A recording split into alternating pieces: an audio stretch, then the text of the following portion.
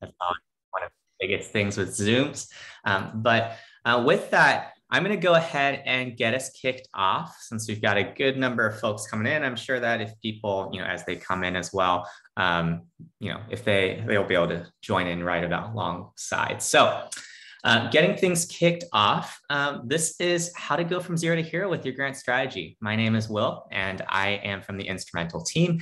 And today we're going to be taking a journey in terms of learning more about grants in general, setting up your nonprofit as well in terms of finding new grant opportunities, like Michelle said. And so I'd love if you would join us in participating in the Zoom chat. Like I said, your name, your organization, what your title is, so what you do for your nonprofit's mission or latest initiative, and then your biggest challenge related to grants. And I think the reason why these questions are going to be helpful is actually for the second portion of today's workshop. What we're going to be doing is we're going to be setting up projects for each of your nonprofits. And so you'll be able to pull back to reference back to what you're saying here to kind of think about the keywords and things like that we're going to put into our grant searches. And so if you want to go ahead and navigate to that Zoom chat, and we'll look for where everyone is coming in from.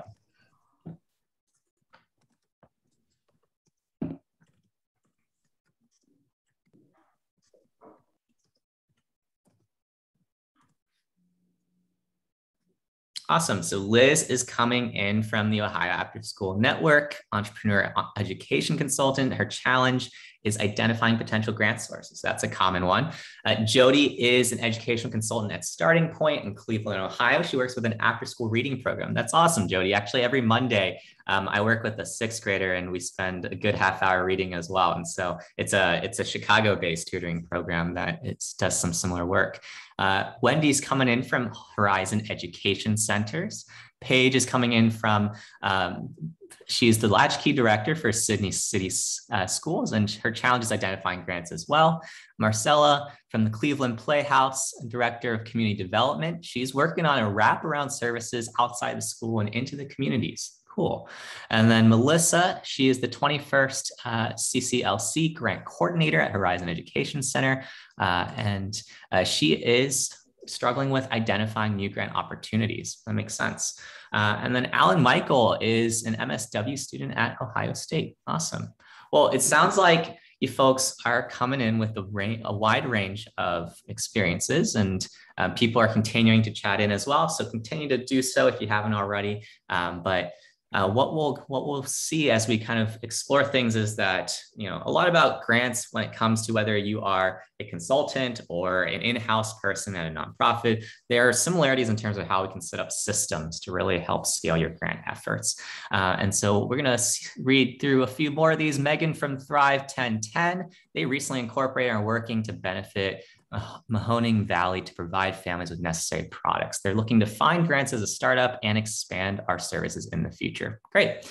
And I'll be sure to speak to that as well in terms of more grassroots nonprofits and what my opinion generally is in regards to like where grants should fall into your strategies and things like that. Awesome. Well, moving right along then. Like I said, my name is Will. I host bi-weekly grant workshops with expert educators and best-selling authors from the field. And so a few past speakers I've worked with include, Dr. Beverly Browning, who wrote the best-selling book, Grant Writing for Dummies. It's sold over 1 million copies, and a ton of other authors who essentially have spent decades in this space. And I just learned from them, really. And then from there, I distill back the key things that, they think are most valuable when it comes to grant education. And I'm part of Instrumentl. So we'll go into Instrumentl in the second portion of today's workshop, but Instrumentl helps 1,500 nonprofits and grant writing consultants in finding, tracking, and managing their grants in the day-to-day. So every day, what we essentially see is we hear about these sorts of challenges that you guys are sharing in the chat it's really difficult to find good fit funders, or the grant process feels really tedious, or, it's really hard in terms of getting started. And that's okay for where you're at. As we'll dig into today, there's a lot you can do from a systematic standpoint to help prepare your organization for grants. And so some of the things that might be resonating in the next slides kind of similarly mirror what you shared in the chat. For example, you might feel ill-prepared, right, about your organization's ability to consistently find good fit funders and apply for grants. I saw that from a couple of different people in which, finding good fit grants was really difficult. And you might also feel overwhelmed by the number of things you have to do when it comes to grant seeking. Grant seeking is a big process sometimes, right? Depending on the opportunity, it might be something where you're spending several weeks on an initiative, which obviously in a smaller organization means bandwidth that is valuably being taken away from some other effort, right? And then you might also feel writer's block, right? And so you might feel writer's block in which you've actually carved the time, you've opened up Microsoft Word, and you are so ready that day. You've had your coffee, and you actually get to writing and you just stare at a blank screen, right? And that's something that's also totally normal. It's something in which, even grant writers that have been in this space for decades experience these sorts of pain points. And so you probably at some point have thought to yourself, are grants even worth all the effort? And the answer is yes. And the reason why is because there's actually 87,000, more than 87,000 grant making foundations out there. And when you look at it from our lens as a tool that helps grant writers and grant seekers apply for grants and find more grants, we have 11,000 active grants alone on Instrumentl. So what that means when I talk about active grants versus inactive grants is that funder is actually having an open funding cycle and you can apply today. It's not something in which, they're only inviting certain people. And then every single week we're adding around 100 as well. And so what that should tell you, especially coming in from, the education field where there's such a core focus on education as well from a lot of these funders, is that there are tons of opportunities for you in terms of finding the right fits for you. And so this really doesn't have to be you. And this is a nice picture that overall, I like to give perspective in this presentation. And one of the things to keep in mind right now is that 49% of nonprofit employees have expected cost cuts this year of some kind, and 54% of nonprofit leaders have implemented changes to their organizational goals and activities. And when Candid actually did a breakdown as to some risk analysis of what the impact of COVID-19 would be on nonprofits, they found in a variety of different scenarios that it ranged from 11% to 38% of nonprofits potentially closing from COVID-19 impact. And so that leads us to the agenda for today's workshop, which is we're first going to explore why are grants so powerful in case you're newer to the field and you don't understand that fully yet. I think it's always important for us to start with why. If you guys have ever read the Simon Sinek book, it's a great one. And the next one thing that we're going to explore is we're going to dig into what actually is prospect research. So what does it actually mean to identify a good fit grant or a good fit opportunity? What are the key data trends that we need to be looking for as we explore different opportunities? And then we're going to pivot to then talk about 5 steps to prepare your organization for grant success. And then lastly, after we're going to set everybody up with a free Instrumentl account for 14 days. We're going to take a short coffee break when people set that up so that you can kind of refresh, recharge, and then we'll start the second half of the workshop in which we'll walk through getting everybody a set of matches so that every single person that's attending today that's part of a nonprofit that's ready for grants is going to be able to set up a project. And even in the case where you're a little earlier stage, like you said, what we can do is we can essentially create a fictional project and just walk through that as well, just so that you can kind of get the feel of what's out there. So that the key thing that I like to set people up for is that you learn in the first hour the tactics, the tactical side, the strategy side, and the second side we're applying exactly like some of the things that we talked about into our actual process. All right, so if that sounds good to you, you can tell me in the chat like Liz. This is great, awesome. Well, I love engagement as well throughout, so feel free as you come up with questions and whatnot. Something that I like to do in my workshops is if you have a question, feel free to add a couple hashtags, like 3 hashtags in front of your question so I can easily skim for it. And then at the very end of the workshop as well, we'll open it up for Q&A in the second portion and whatnot. So let's go ahead and jump into why grants are so powerful. So there's a lot of reasons why grants are so powerful, but one of the reasons why is because there are actually broad funding possibilities. So What you'll find when you are looking for grants, whether that's a public grant, a private grant, a corporate grant, is that there are a variety of different cause areas that these funders are looking to fund. And they can range from education and outreach, project and programs, general operating expenses, capital projects, as well as training and capacity building. And the reason why this is really cool is because that third one, general operating expenses, is pretty much everything under the sun in a nonprofit, right? And so that's something in which finding those sorts of unrestricted opportunities for funding can be a great unblocker when it comes to some of the funding avenues that your nonprofit might be struggling with. And so knowing that there's broad funding possibilities is certainly one of the leading reasons why over time as nonprofits mature, they often seek grant funding because these grants can serve to fund all these different causes.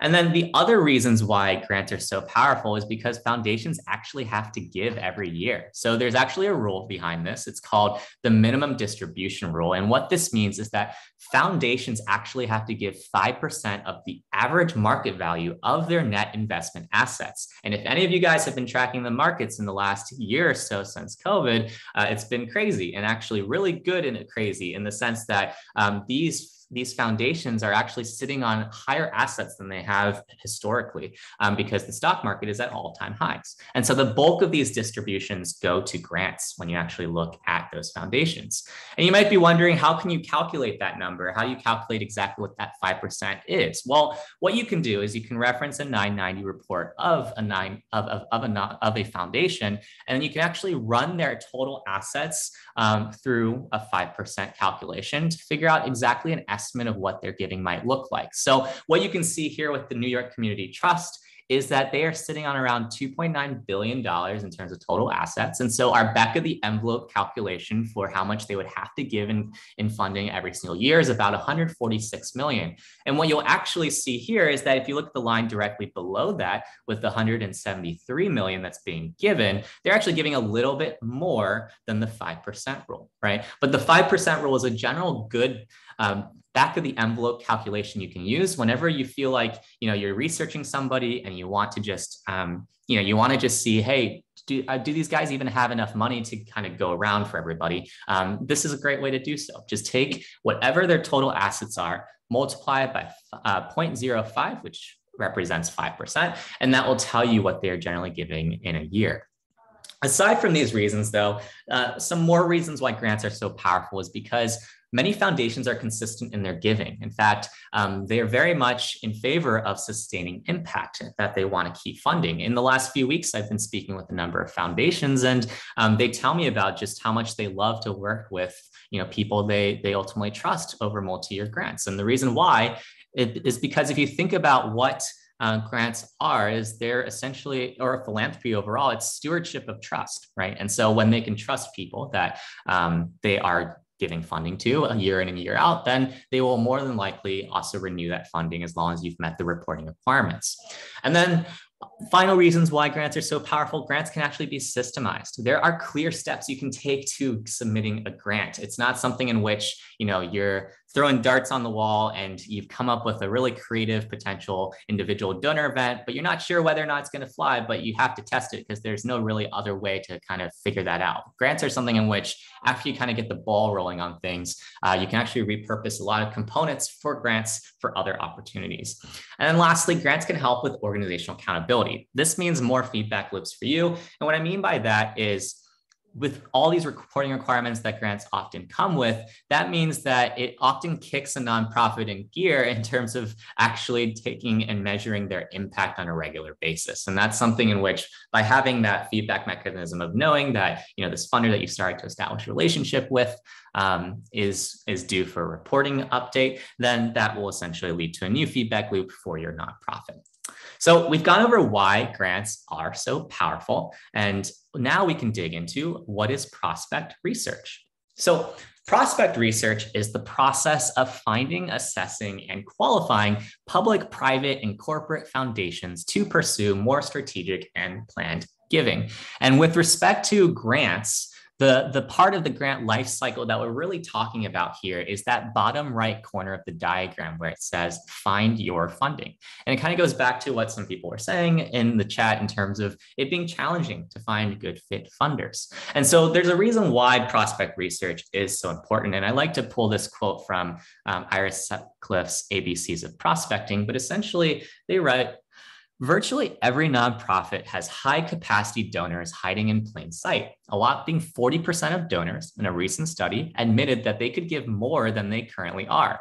Our job as fundraisers is to identify those prospects so we can start moving them up to greater levels of giving. And the story I like to tell here is about 4 months or so ago in one of our grant workshops, one of our attendees shared how she's been volunteering for this foundation for years. And she had just recently started her new nonprofit. So as a grassroots organization, she wasn't sure where to go first in terms of the community opportunities for funders.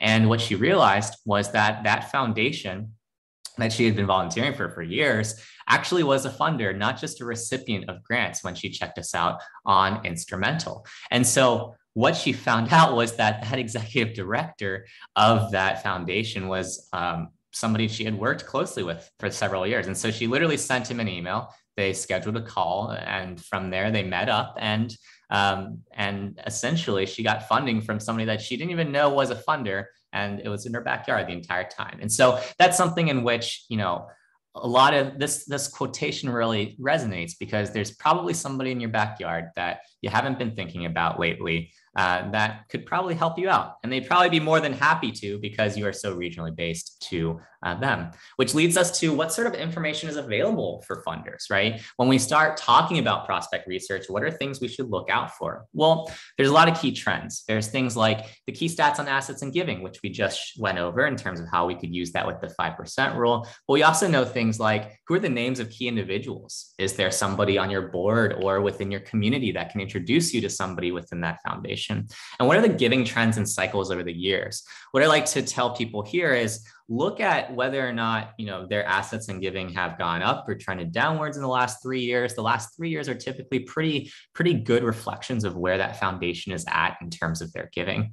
And then what are their lists of past grantees and funded projects? So if you are doing this in an old school approach of opening up a PDF, you might have to scroll through and go through for, you know, all the things based out of Ohio that might have been funded. But if you're using a tool like Instrumentl, which I'll share later with you all, you can actually dig quickly through this data and figure out quickly whether or not this foundation has a giving history in your state, as well as to other organizations like yourself.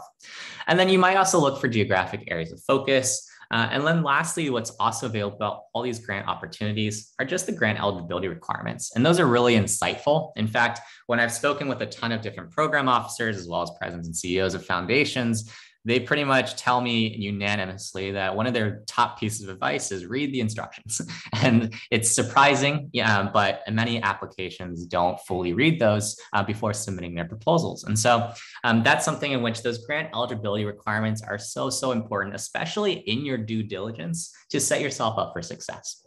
And so we'll dig into this in the second portion of today's workshop, but here's an example of what's one of the 990 reports might look like, in which you'll see things like the key stats of, you know, the assets and giving, the average and median grant amounts, the EIN contact information of the foundation, key people, as well as a map of where these past grantees are coming from. So that can be useful when you are digging into the geographic focus of a funder to see whether or not there is a history of giving from that foundation. So that's what prospect research is at a high level. We'll obviously talk more in depth about what sort of trends to look out for as we dig more deeply into the 990 side of things in the second portion of the workshop today. But now let's talk about how we can actually prepare for grants. So for this portion, what I like to do is I like to reference this quote from Atomic Habits, which is, you don't rise to the level of your goals, you fall to the level of your systems. Your goal is your desired outcome, whereas your system is the collection of daily habits that will get you there. This year, spend less time focusing on outcomes and more time focusing on the habits that precede the results. I think this this overall, quotation from this book is incredibly powerful when taken in context with the grants world, because a lot of times when I talk to folks about grants and just where they're coming in at with respect to grants, they're always thinking about the end goal, in which they're thinking about, well, we need to raise 50K for this program, and we just need to find funders and then kind of throw 10 applications out there and go from there. But what you have to realize is that if your organization is not even in a place where it's grant ready, then you're shooting yourself in the foot, especially in the case where you're working on those smaller opportunities in your local or regional areas, because that's your impression as well and your reputation of your organization that you are introducing yourself to with these funders. And so it's really important that even before you are exploring grants, that you actually are grant ready, and also that you have a system in place for what that will look like of working through a grant application process. I think that going back to the beginning of this presentation, one of the challenges that people have around grants and why they feel it's so tedious is because there's so much chaos in how nonprofits deal with grants. They don't have a clear system as to when they're going to evaluate certain things and what they're doing to get towards the submission of that grant opportunity. So we're gonna walk through 5 clear steps that you can take to start preparing for grants. And hopefully from that, you will get an overall picture as to some of the things that you should be thinking about in your organization. And even in the case where you have already won grants and whatnot, I think that these are helpful reminders in terms of things where you might want to reevaluate your processes and make sure that you are set up for success in terms of scaling your grant strategy. The first step that I always tell people that they should make sure that they can do is make sure that they're discoverable. So what I say here is it clear within a minute of visiting your website what your mission is and how will you measure your impact? Is it easy for somebody to find detailed case studies along with your contact information? This goes 2 ways, by the way. So you can apply this sort of discoverability thing with the foundations that you're often working with as well. What you will often find in today's day and age is that the funders that are more open to new grantees are also the ones making more of an effort to be discoverable by grant seekers. And so their websites will similarly be updated. In fact, most recently, yesterday, I had a conversation with the president of a community foundation based out of Northern California. And I was asking her, what should I use for the blurb in terms of your guys' mission and vision? And she was like, she shared what she said, but then she was like, that should be on our website. And then we realized it wasn't on our website. And so she said to me, well, it sounds like I have to have a conversation with my team about getting that on her website. And so making sure you are discoverable, right, is number one in terms of just preparing your overall organization. Aside from that, though, what you can also do is you can ask your board or community for help. And so referrals are often some of the lowest hanging fruit for finding prospects at a local level. Oftentimes, what I see is that nonprofits will start at a local level in terms of their grants. They will then mature to regional opportunities before then taking on national endeavors. And the reason why for that is because the local and the regionals are kind of like the minor leagues for grants, and the national levels are the major leagues. And so once you start to build up your confidence as your organization prepares for these different opportunities, you are essentially able to really leverage your local network effects and start seeing your early wins in your region. So I always tell people, ask around, see who is being funded in your area. I'll show you in Instrumentl how you can do this with our reverse search to actually dig into similar organizations to yours and find out who's funding them. But essentially, a lot of times this kind of relates back to the story I shared earlier about that woman who had been working with that foundation for years and didn't even know that they were a funder. So referrals are often in your backyard.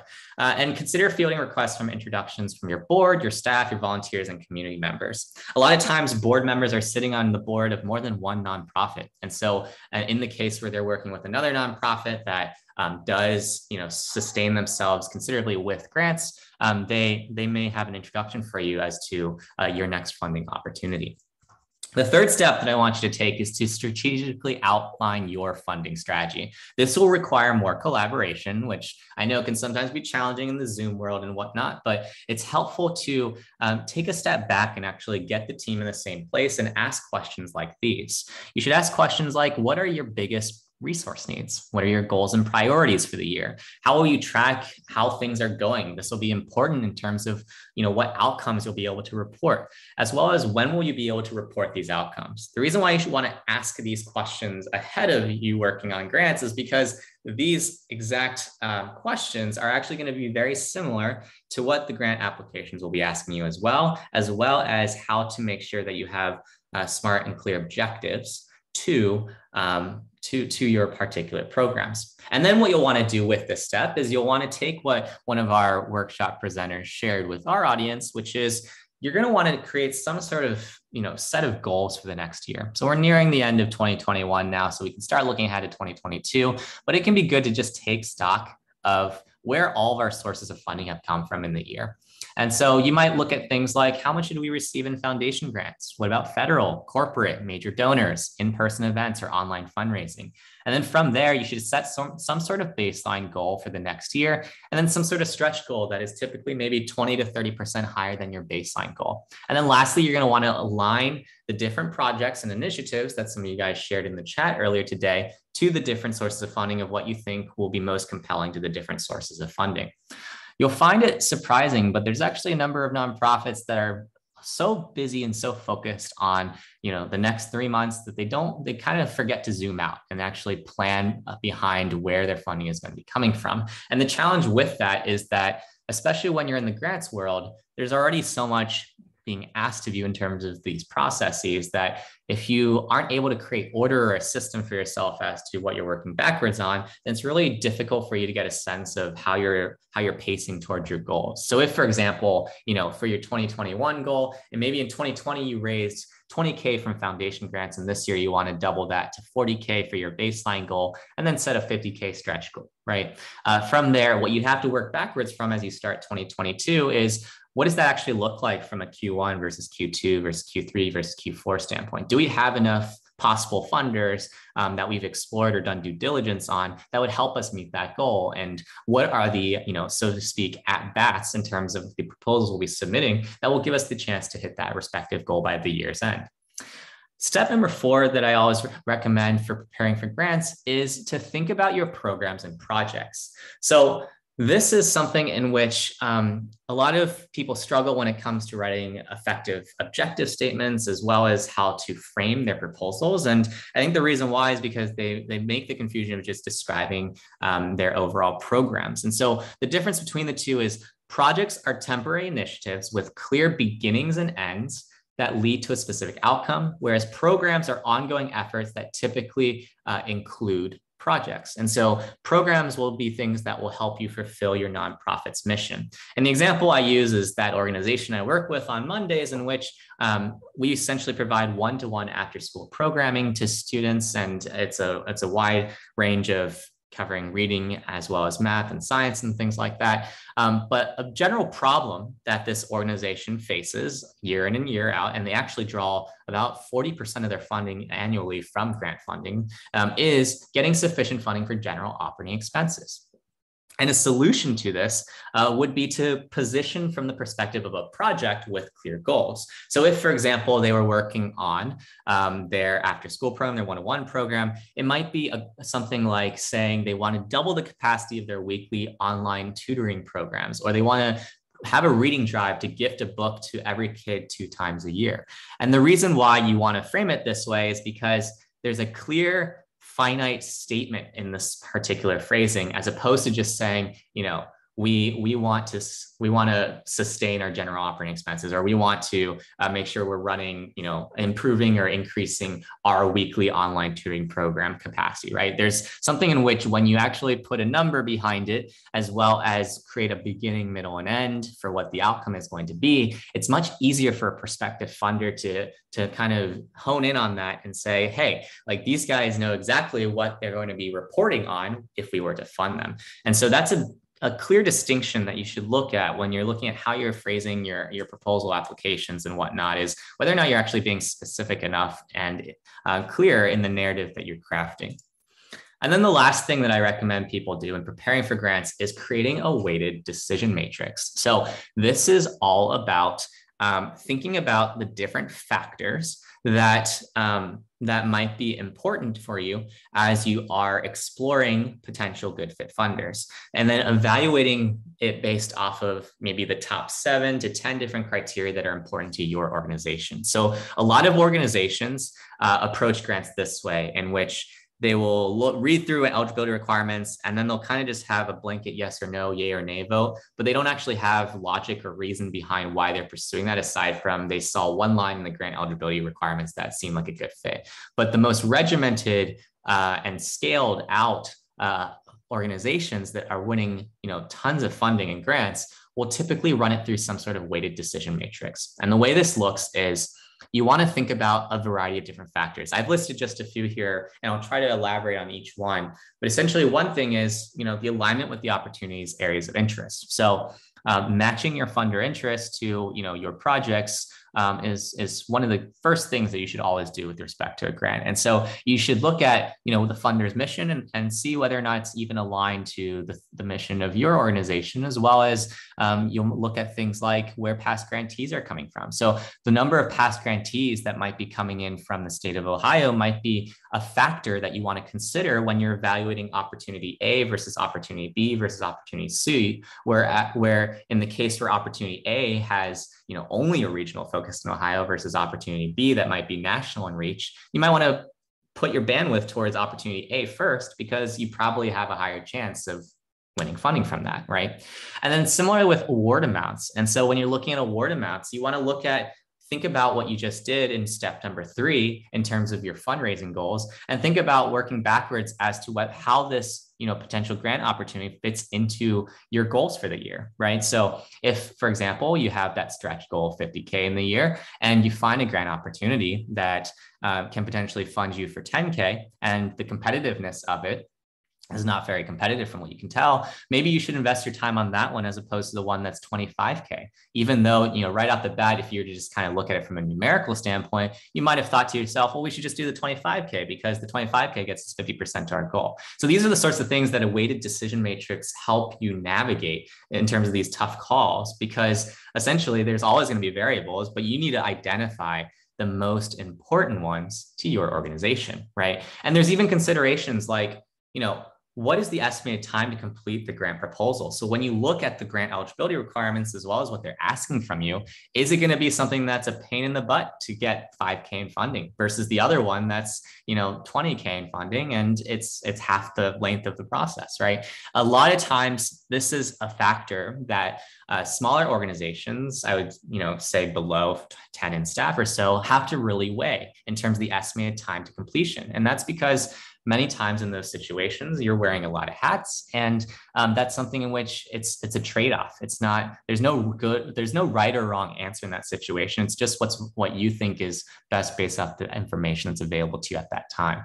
And then lastly, you'll consider things like competition. So like I was saying earlier, relative to other opportunities, you're going to have to weigh things and think about specifically how much you put an emphasis on, the funder locally funding as opposed to nationally funding, et cetera, as well as maybe even reaching out to that funder. And after you've established contact with that funder, learning more about their relative competitiveness and giving a gauge, some sort of score, like from 1 to 5 as to what that actually might be. And then the existing relationships. So if you have any existing relationships, that's always a great foot in the door technique. And so that's something which you should always incorporate into your decision matrix, because what this will do is once you have a core framework in place with your weighted decision matrix, what you'll be able to do is you'll be able to sit down and have a second team meeting after you've had the first one, step 3, and you'll essentially be able to say, hey guys, let's take a step back for a second, just for the next hour, and let's run through the last 3 or 4 grant proposals that we have applied to through our weighted decision matrix, and let's actually calibrate it. And from there, when you calibrate your weighted decision matrix, what you'll end up finding is you will end up finding that you might have applied for an opportunity 3 months ago that you probably shouldn't have applied to if you had run it through your weighted decision matrix. And it's giving that clarity that really helps organizations move forward, and also allows you to scale out your teams, because once you start, really delegating out different functions of the grant process to different members on your team, it's having these sorts of frameworks that help people that are newer to the process also bring order to the chaos, right? And so that's something to keep in mind as you're working through things, is how can you create this weighted decision matrix? Which leads us to the next part of the presentation, which is how can we find good fit funders? So we've talked a lot about some of the different factors that we might look out for and things like that. And there's a lot of different ways that you can find funders. Now, That said, we are the easiest way to do it, and I'll tell you why in a little bit. But I do want to share, just to be open as well, some of the alternatives that you might turn to when you're looking for funding. One of the most common sources is Google, just a general Google search. One of the challenges with that, though, is you have to sift through exactly what's actually an active opportunity versus an inactive opportunity. A lot of the listings out there, if you were just to search for example, after school grants and whatnot, you will have to actually read through to see whether or not they are actively accepting applications. You might also turn to places like ProPublica. There are sometimes some listservs. So there might be an education-related listserv that you can get on, and that'll share about some new funding opportunities. And there's also Charity Navigator, GuideStar, and Foundation Directory online. That said, though, here are 7 reasons why Instrumentl is the easiest to use. The first reason is because we are built specifically to bring grant prospecting, tracking, and management to one place. Our goal is to be the institutional fundraising platform. So what's different versus some other tools is that other tools only solve one side of the grant seeking process. They will only solve the problem of helping you identify good fit funders or helping you actually track an application through submission, but they don't actually integrate it all into the same umbrella. And that's something that is distinct in our case. The other thing is anything you see in Instrumentl is an active public and private funding source for 501c3s. So in other words, we will only show you in the matches, which we'll dig more deeply in a little bit, opportunities you can actually start working on today. So that's a big differentiator because, again, going back to some of the challenges in grants, one of the biggest challenges is just finding active opportunities you can actually start working on. One of the things that you'll also see on Instrumentl is that you can actually dig deeply into 990 reports and foundation reports and identify multi-year trends in a much more easy to read fashion than having to sift through PDFs. So a lot of experienced grant writers are used to opening up the last 3 years worth of 990 PDFs. I'll actually show you later on what that actually looks like in terms of the workflow process. But it's essentially a very laborious one in which you have to actually sift through and look for places, for example, where the past grantees have been out of Ohio manually. And then we have a unique matching algorithm that will show you good fit opportunities for your projects. And so what you can do is, let's say, for example, we were to look at some of the other projects that were mentioned in the chat, in which they're looking to find grants as a startup, explore services. You might have a project in which it's overall for startup efforts, whereas another one might be towards programming and things like that. And so we allow you to kind of segment things out so that you can actually set it up for different projects that are going on in your organization.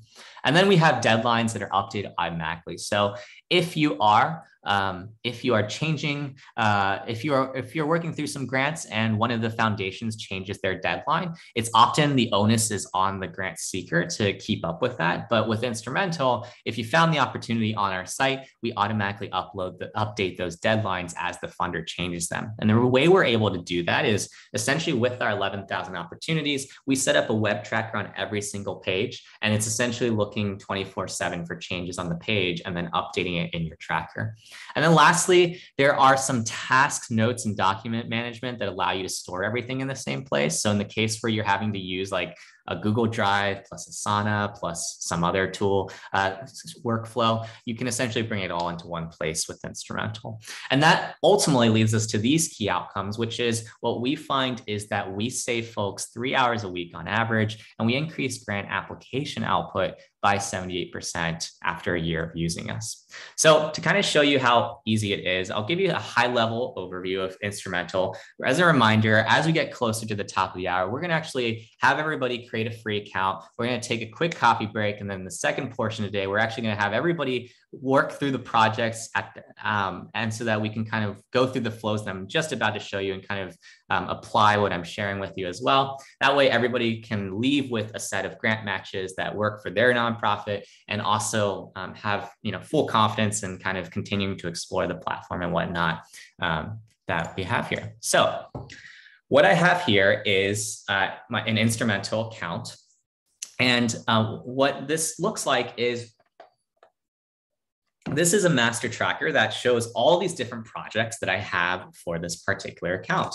And what's nice is that if I have something in which I want to create a new project, I can do so quite easily. So let's say, for example, just for the sake of this presentation, I'm going to go ahead and make a new project, and I'm going to try to see, kind of go out. And I'm going to go ahead and see if we can find somebody from the chat that that might be able to, we might be able to create a project for. So let's hear from, let's see if Pablo, for the Cleveland Playhouse, I'd love for you to share more about what you guys are doing right now in terms of your project initiatives, and then we'll kind of set up a project from the ground up. So Pablo, if you want to go ahead and share in the chat, or you can unmute yourself and we can kind of dig in. Is Pablo still with us actually? Let's see. No, Pablo may have lost connection. Let's see here.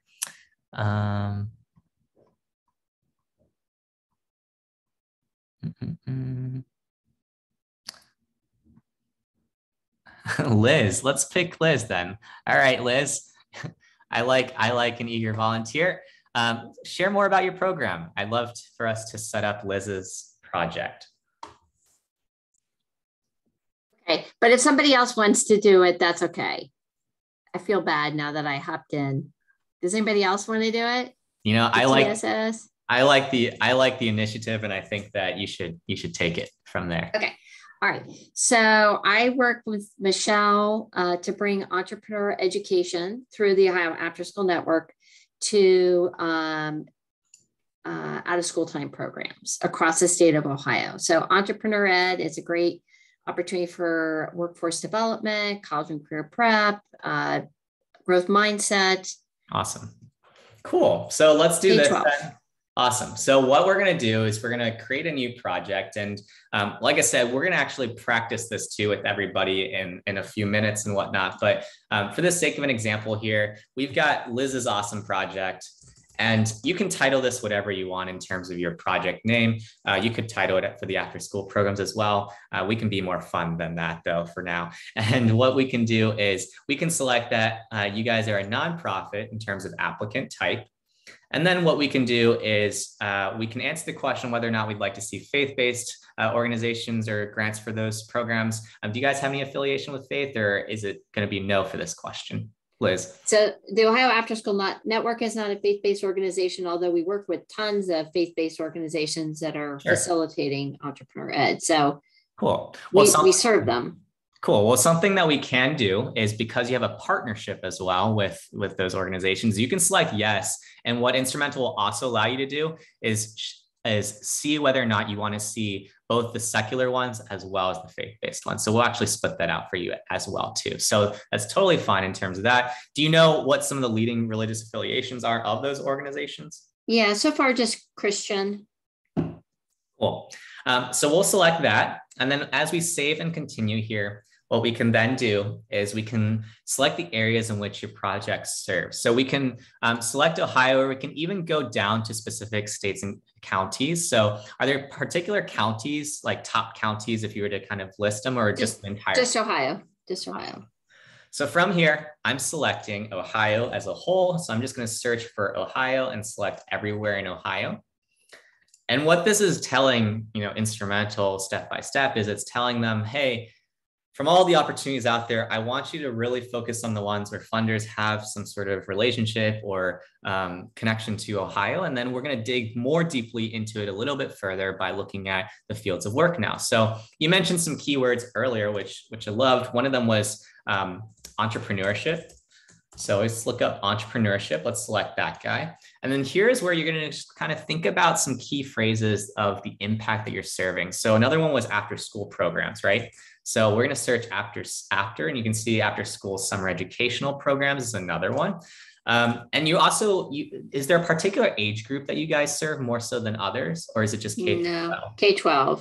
Awesome. So one of the things we can do is we can actually browse all categories. And as I scroll through here, Liz, if there's anything that catches your eye, we can select it. And what I tell people is I recommend that you try to select around 5 to 7 fields of work. So we're currently at 2, and we've got a handful of other ones available. Yeah. So is there anything? So we got, business, college career, college success. Let's see, education. Yep. I don't know, access and educational access and equity, maybe. Sure. And something I'll K through 12. Yep. And something I'll give as a tip for folks is when you're selecting in the education section and you have other things like educational access and equity or education K through 12 selected, there's no need for you to actually select education as well, because that's kind of like the superordinate folder of everything else. And so just something to keep in mind as you're setting that up. And is there any particular focus in terms of the groups that you are serving? Like, is it particular portions of your community in terms of community services, or like minority groups, or if you can speak to that, that'd be helpful too.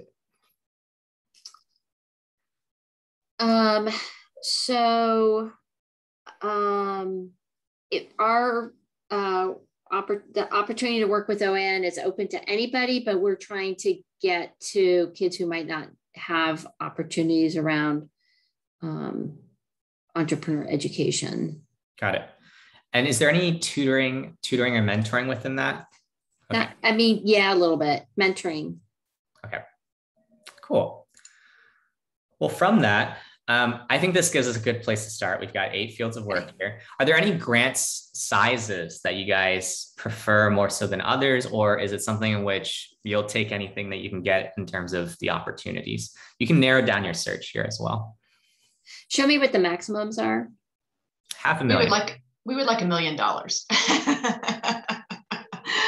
I'm teasing.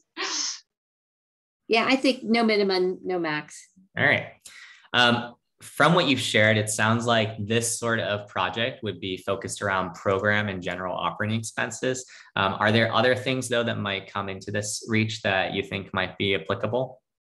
So it could be, project or program, maybe training capacity building.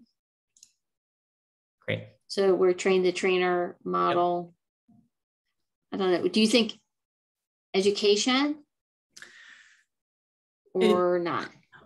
I think it would kind of depend in this situation. We can select it because I'll show you how you can filter through those results either way, but you can always change these projects later too. So in the case where you want to change it later, you can always change it. But from here, what you do is you go ahead and click save and exit. And like I said, everyone's going to create a project of their own as well. And so we'll go through a similar process together with everybody as an activity. But what we're doing from this point on is we are looking through our database for active opportunities. And this is what we're going to set up before we go on a coffee break for everybody, so that by the time we get back, we can kind of start working through our matches and going through exactly what we might look for as we start to evaluate some of these things.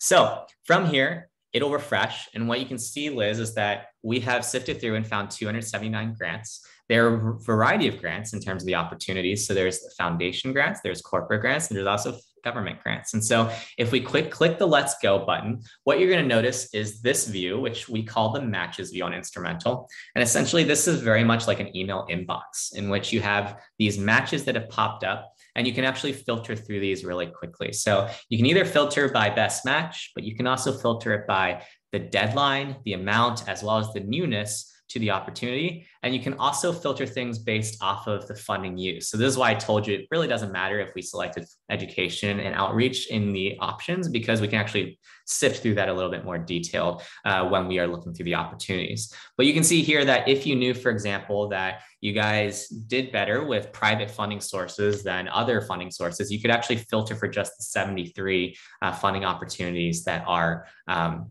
related to private foundations. And so what you can do is, as you scroll through this, you're going to notice all the funding opportunity details in the same place. So on the right-hand side here with the Charles Stewart Mott Foundation, you'll see the reasons why we're showing it to you, which is it's because of the match on career and college preparedness, as well as the location of the project in the US. And you can actually see a snapshot of their giving history as well. So you'll see things like past grantees have come from Ohio.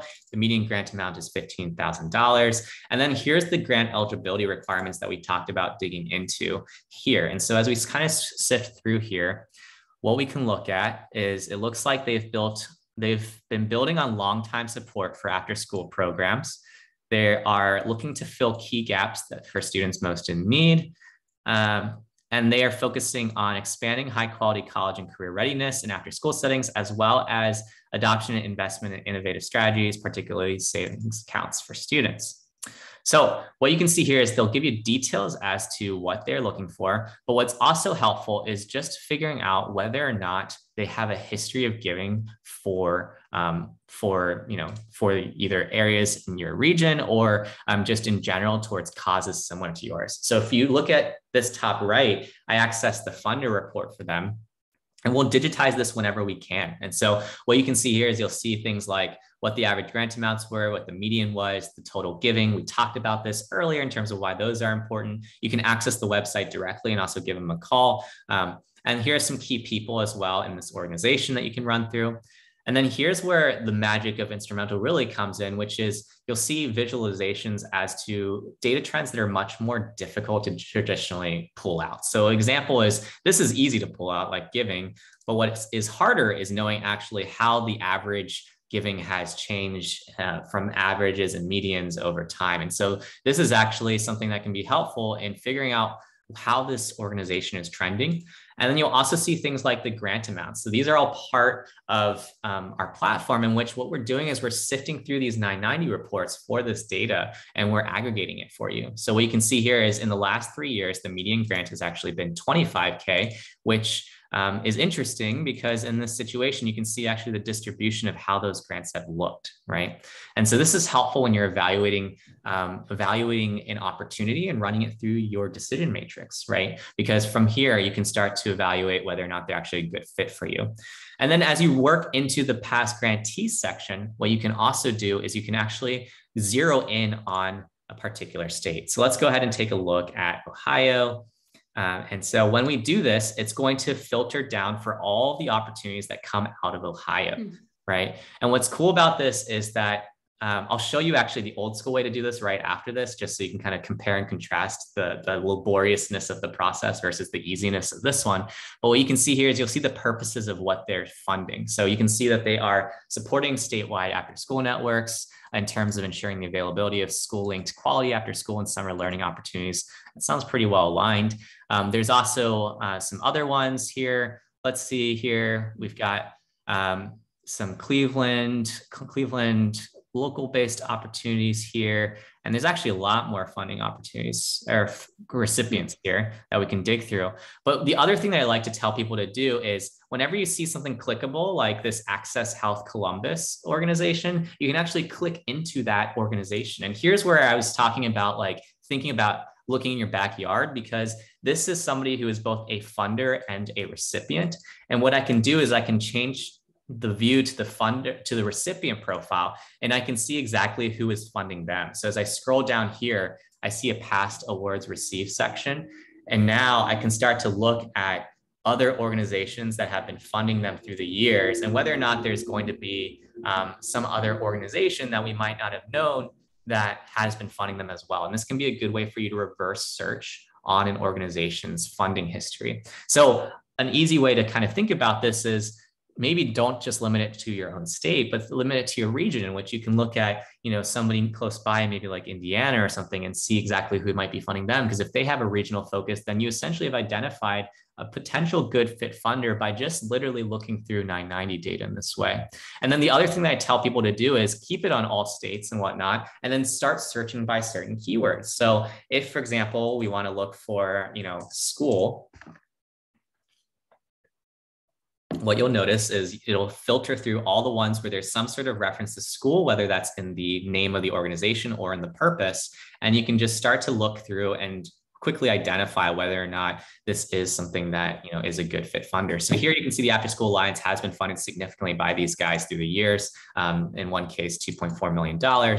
And so this is something that's really helpful. And then in the final parts of these sections of this research, you'll also see things like the openness to new grantees, right? So this can be really helpful in answering that question I brought up earlier of, hey, how open are these guys to new grantees? And what does it look like once you establish a relationship with these folks? Well, it looks like once you establish a relationship with the Charles Stewart Mott Foundation, they love sustained impact, because if you look at over the last 3 years, 18.49% of awards have gone to new grantees, whereas the rest have all gone to repeat grantees, right? And so that's something in which knowing the openness and also knowing the differences between new grantees and repeat grantees. So what does this tell you? Well, as you start to dig into the data here, what this tells me is that it goes back to that point I made on, grants and philanthropy ultimately being, stewardship of trust, in that new grantees on average in the median are getting less than the repeat grantees, in which you really have to build that relationship longer term with these folks, most likely to actually get higher amounts of funding, whereas they're probably taking more of a risk adverse approach when they're first working with an organization coming out of the gate. So these are the sorts of things that you want to be looking at and thinking about as you run it through your decision matrix, right? And then lastly, there's this section called giving by NTE codes. And what we've done is we essentially will look through all the past grantees and look at what this foundation is funding the most by their cause area. So this can be really helpful because what I typically tell people is make sure that your NTE code of what your major area is in the top 5 or 6 of that foundation, because it's a priority area for their organization. And so what you can see here is that education is very high up in their priorities. It's something in which they put a significant amount of their dollars behind, behind their philanthropy. And so you can actually dig more deeply into each of these sorted by the NTE codes as well. So from here, what you would do is you start to go through these opportunities. You might spend 30 minutes, an hour through your matches here. And as you start to find interesting opportunities, you might choose to save that to your tracker because this is something in which they've funded other after school recipients in the past. We might go ahead and look into this and put this into the researching section of Instrumentl. And then we continue to work our way down, in which we might see some other opportunities that might be good fit funders. And then as we start to save different things, what we might also do is we might come up with, key notes for ourselves the next time that we are looking at something. So here you can see that this is also a Charles Stewart Mott Foundation opportunity, and they are looking to focus on low-income families and underserved communities. And then it's after school and summer programs. And so what they are focusing on is building after school infrastructure, right? So increasing the quality of after school programs. That sounds like it's pretty well aligned, Liz. Would you agree with that? Well, as it turns out, they are funding the work that I'm doing. So there you go. To show it a good match. Yes.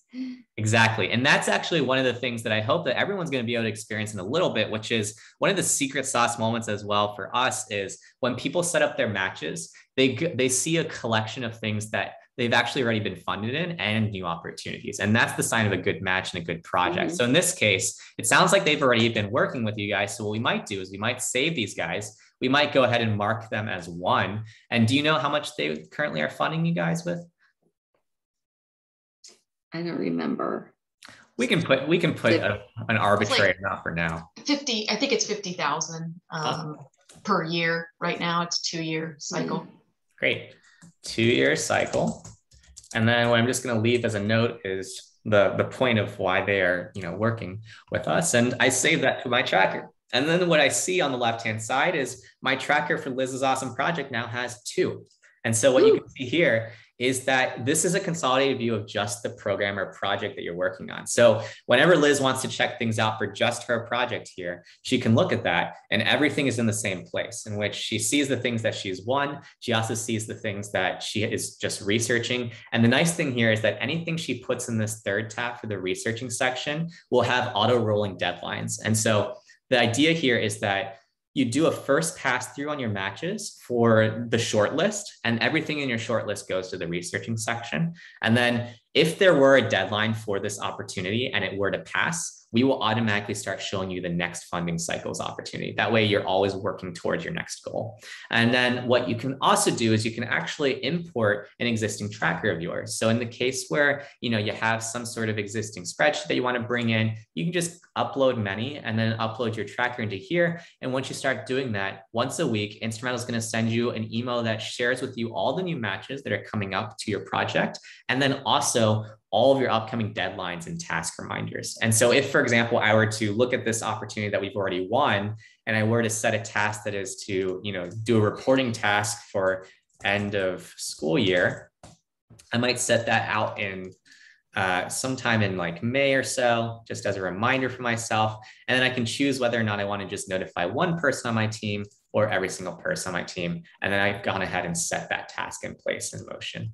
And so what you'll see here is that that task comes up, and then I no longer have to kind of create a separate calendar hold for this. It all gets rolled into the same place. And then the other things that are helpful for this, aside from the broader tracking, is the reporting features. So in the case where you're meeting with your board or you're meeting with your executive director in terms of some of your grant efforts, I can just pull a quick report on Liz's awesome project, and I can choose what I want to select in terms of statuses. So I can choose everything, or I can just choose the ones that I'm researching, and then I can choose the years and then create a report. And I've got a PDF report I can either print or attach in an email that's ready to go for her. And so this saves a lot of time for people as well, because in the case where you're doing this manually, you're probably finagling with Excel in some sort of way and trying to come up with something there. But essentially, we make that easy for you too. And just to kind of hit it home in terms of the differences of like, what does it look like to sift through one of these 990 reports manually? This is what some grant writers that are more experienced in the audience might be doing right now, is they're pulling up the PDF like this. It has all the same information, but essentially it's a 42-page document for the year of 2019, and they are trying to think through exactly all the same information, right? And so here, what they're looking at here is they are probably going to go through, if this organization has shared it, all of the past recipients, and they're going to be looking for the history of this particular organization. But these are essentially pretty wieldy documents that aren't a lot of fun to go through. So that is essentially what people will do there. But before we go ahead and take a quick coffee break, what we're going to do is we're going to go ahead and set everybody up. And so I'm going to share a Zoom link in the chat. And what I want you to do is visit this link, and then I'll walk through everybody in terms of what to fill in as we get your account set up. And then from there, we'll take a quick coffee break. I'll tell you when we'll come back, so that in the case where you're a little speedier through this form, that you'll be able to take a little coffee break and prep for and whatnot from there. So let me go ahead and put that link in the Zoom chat for you guys. All right, cool. So I'm going to copy this link. And then if you go ahead and open up that Zoom chat, I'll have it for you right here. It should work. Let's test it. All right, so here's the Zoom chat. So go ahead and click that link. And when you click that link, you will be redirected to this page. And then when you're ready, follow along as I kind of help you through navigating this. And then what we will do here is, what you're going to do is you're going to fill in your first name, your last name, your work email address, and your password that you want for yourself. Don't share it with anybody. And then when you are setting up your phone number, so let's go ahead and I can create one here. I would do instrumentl.com. Set a password. You can put your phone number in. I'm just going to put an example here. And then what you can do is, when you get to the organization type, you can select 501c3, school, or university, and it'll ask you what organization you're part of. Go ahead and select that, and then answer the questions in terms of your operating revenue. And then you'll want to select yes for 501c3 status or fiscal sponsorship. And then when you're ready for that, go ahead and click the next button. And then while people are working on that, we're going to go ahead and take a coffee break. We'll be back at, let's take a 7-minute coffee break or so. That sounds like a good break. So we'll be back at the 10 minutes after the hour point, and then we'll start to walk through everybody's projects, because what will happen is when you create your account, you will be redirected to what will look like that first page of the project we set up for Liz. And so we're going to start all together on the same page there. So don't get ahead of yourself. We'll go through it step by step together, and then we'll meet back up in the next 6 minutes or so. All right. And also, if you have any questions along the way, you can also chat it in right now. And this could be a good block as well for Q&A in case you have had any questions about anything in the presentation or anything I've gone over so far. I know that I'm covering a lot of material right now. And so I'm happy to kind of, walk through folks through anything that might come up.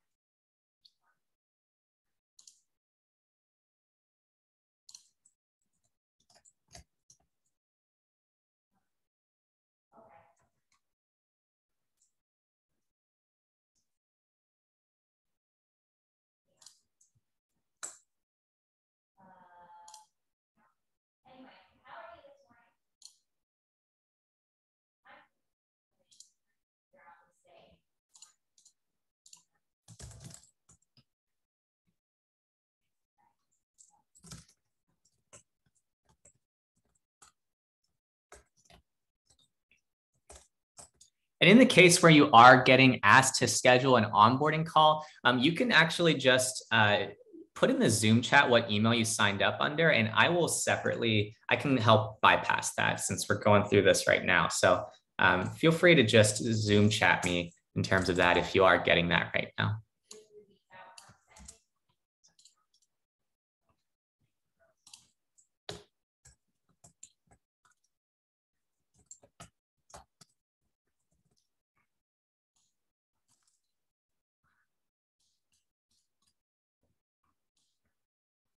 And then for those folks that I am going to be individually messaging as we get through that call thing, all I want you to do is when I individually message you, go ahead and click the, it'll be the logo in the top left when I'm ready for it.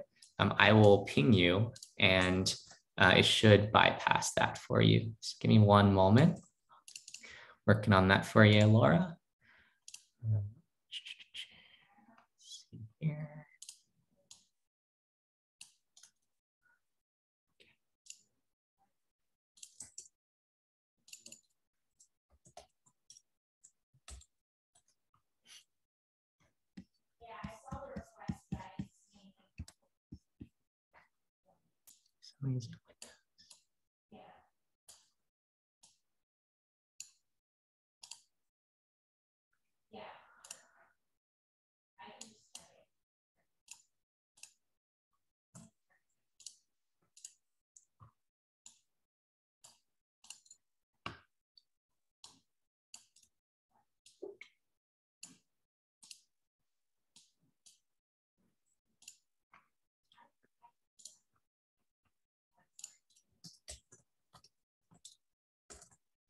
Awesome. So Laura, you should be able to click that Instrumentl logo in the top left, and it should redirect you to that project setup page at that point. You know, if you have any difficulty though, happy to help from there.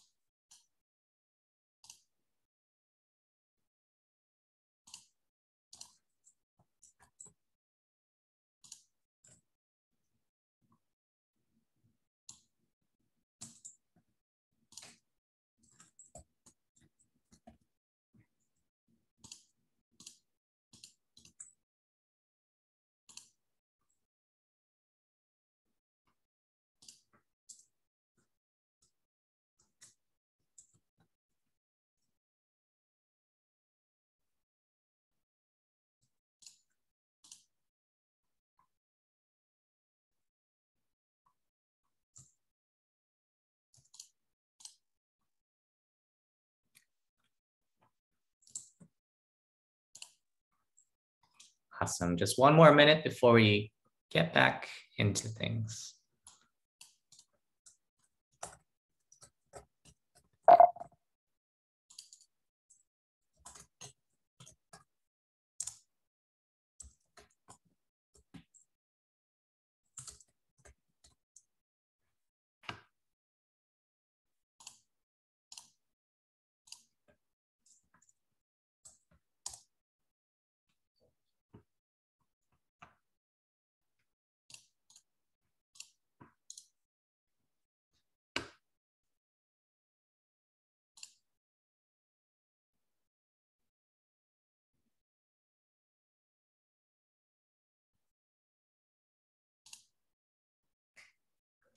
Awesome. Well, we're going to go ahead and hop back into things.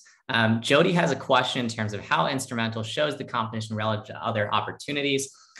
In terms of that, most of the ways that will be done is through first on best match, but we actually leave the power to you as to evaluating the competition with respect to your organization's needs, right? Because that kind of goes back to the statement I was sharing in terms of your decision matrix.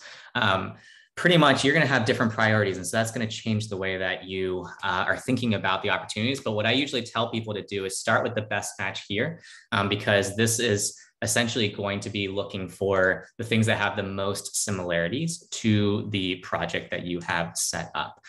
So that's one of the things there. And then really just calibrating your decision matrix from there. But I would use that best match thing as kind of the quick way to start filtering through results. All right, so everybody, our goal now is to create a project together. So let's walk through that together. You should be on a page that looks something like this. And essentially it is the project, the first step to a project.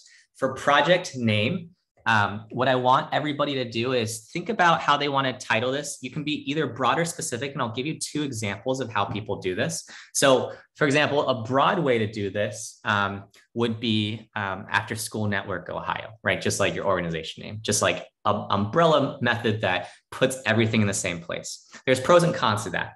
Pros to it is that pretty much, you have a single project, but cons to it is that if you are starting to segment out different initiatives that you might be working on, you're not going to be able to get that granularity later on in terms of, foldering your work, right? And so an example to be a little bit more specific might be, after school programs versus general operating expenses. So like by different funding types that you're looking for, or it could be based off different programs and initiatives. So if you're working on, a K through 5 program and you've got another program that's 6 through 8, right? You might do that, right? And so that's just something to think about in terms of project name. Again, it's your project. I want you to do whatever feels most natural to you. But people kind of run the gambit in terms of how they sort that. Again, what will happen is based on how you set up your project, that's going to be what you see here on the left-hand side of, the different project names on this side. And so think about that, and you can always change your projects later in the case where you don't like the project you set up today. The next thing you're going to want to do is you're going to want to select a project lead. That is most likely going to be yourself. That said, we will go over how to invite a team member in the case where you want to bring somebody else onto your team, and I'll share with you what you can do with those people on the team. And then as we dig into applicant type, what I want folks to do is just go ahead and select the applicant type. You should have probably be selecting nonprofit in this case. And then you can go ahead and skip this next section for if you're applying for grants as an individual. The reason for that is because this is usually for universities. So like we work with some students that are researching and finding grants for their research and stuff like that. And so that's not really applicable to you. As you get onto this last section here, you'll answer that same question we asked with Liz in terms of whether or not you want to see grants specific for faith-based organizations or not. And when you select yes, if you do, you'll be able to select whether or not you want to see both faith-based and secular programs or one or the other. I generally recommend that people select both. And the reason why is because you can always sift through those later in your matches, and you'd rather keep the funnel as wide as possible in terms of your opportunities first, then cut it short early on. And then once you're ready for that, go ahead and click the next button, and you'll be directed to the next section of the project setup. I'll give people a few seconds to kind of work through that, and then we'll move on to the second portion of the project.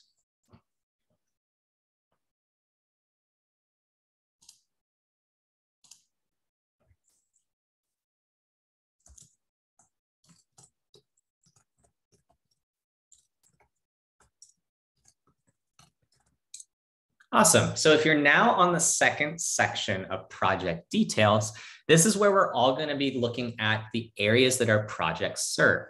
So for this, we can do what Liz did in terms of selecting the entire state. But what I also tell folks is if you're working on a particular region where, you've got like 2 or 3 counties that you focus the bulk of your impact in, I would encourage you to go ahead and go narrow and actually look for your county. So you can either search for it or you can go to Ohio and kind of scroll through and select it. Either way works, but essentially what I'd recommend you do is go to the county level if you have that available to you. Otherwise, you can select just Ohio. What I would not recommend you do is sometimes, unless it really is applicable to you, sometimes people will use entire US or national in scope.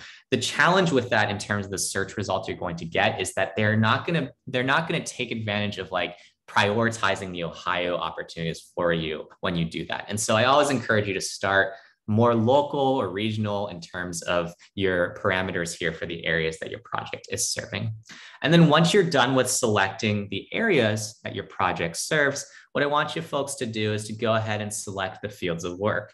So as a reminder of the process that we followed here, what we're thinking about is we're thinking about our mission statement, we're thinking about our vision, we're thinking about our impact, and we're thinking about how we would describe our work to most other people, out there that aren't part of our organization. What are some of the key phrases that come up? So after school programming should probably be a priority one that a lot of you will share.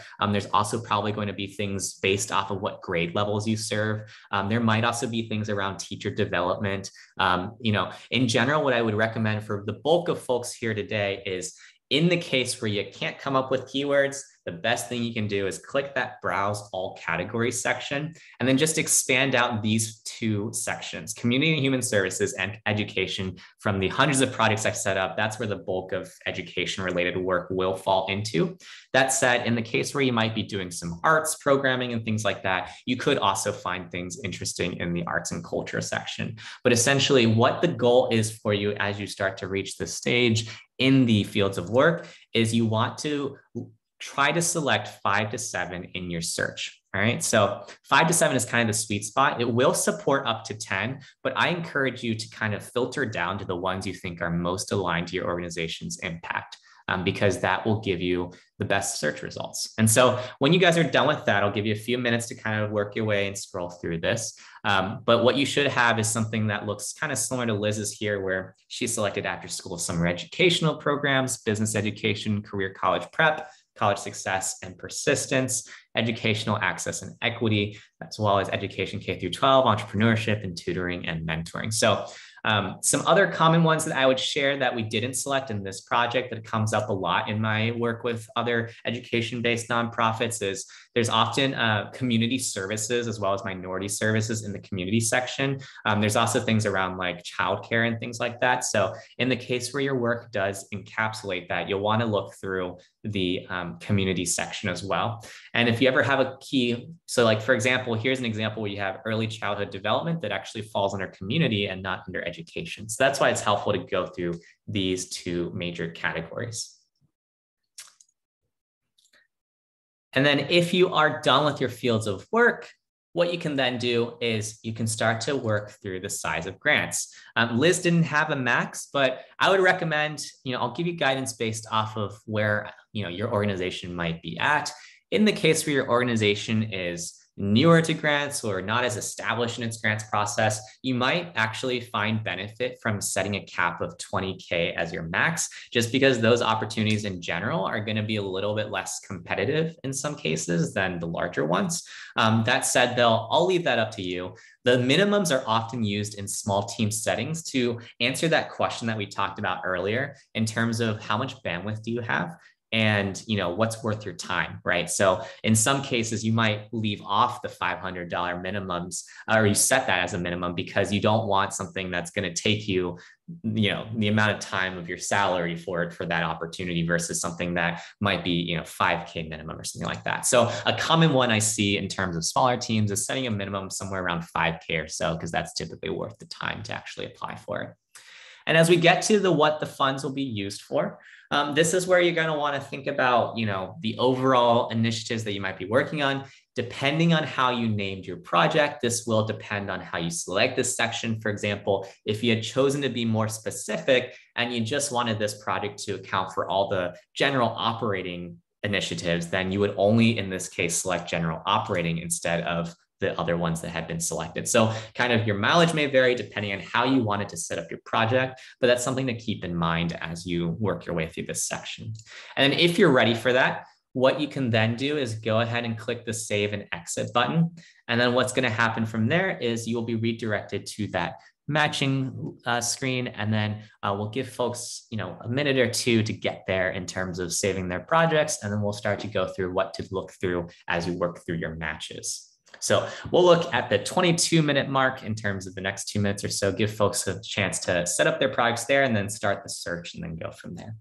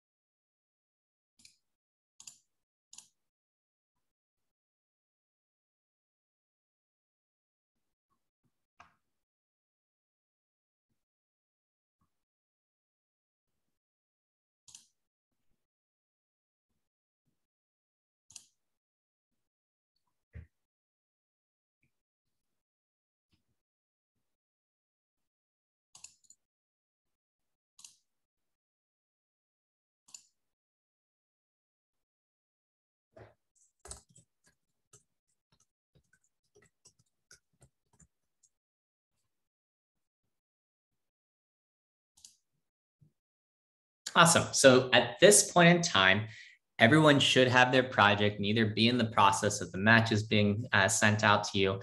And what I want to draw your attention to as you work your way to this matches tab is remind you how this matches tab is like an email inbox filter, right? And so what I want you to do is I want you to first look at this filter section on the left-hand side here. And I want you to see if you can potentially, or if it's applicable for you to start filtering down on your results. So if, for example, you know that your organization is, again, better with private opportunities than with potentially corporate and things like that, then you might want to do that filter. Or maybe if you want to prioritize federal opportunities, you could look at just the federal ones coming up and whatnot. But essentially, these filters are always here for you in terms of helping you work your way through your matches. The other thing that's really nice is this search function. So this will search through everything in these proposals for key phrases. So if, for example, we wanted to look for after school, you can see how of the 277, this is the exact way that 3 of these have typed in after school. There might be other cases where, you see how others will add a space in. And so that's why it's helpful to kind of use these parameters, right? And what we're going to do is we look through all these opportunities for that keyword phrase. So if you're in your project and you feel that, oh, we have a ton of opportunities here, but I really want to cut down first on just 3 to 5. Remember, the goal for this section of our workshop is that you are able to find something that might be interesting to you that would be worth your time to continue more due diligence on later on. So if we go ahead and do that, I'm looking in my case with Liz's project for after school. And what you'll see is that there's a few different things here. There's a YSA after school grants, and this is just $500. But what we're going to do is as we start to sift our way through the matches, what I want you to look at on the right-hand side is I want you to look at the opportunity. And when you look at the opportunity, I want you to look at some of the requirements and see whether or not it resonates with your organization. So in this case, this is after school summer educational program. So that's an exact match to one of the fields of work we selected. And then you also see how this is located in the US. You see how past recipients range in terms of the states, and the median grant amount is $9,000. And this is actually funded through that same Charles Stewart Mott Foundation that we talked about earlier. So you can see how they're funneling the money from the Charles Stewart Mott Foundation outwards in another way.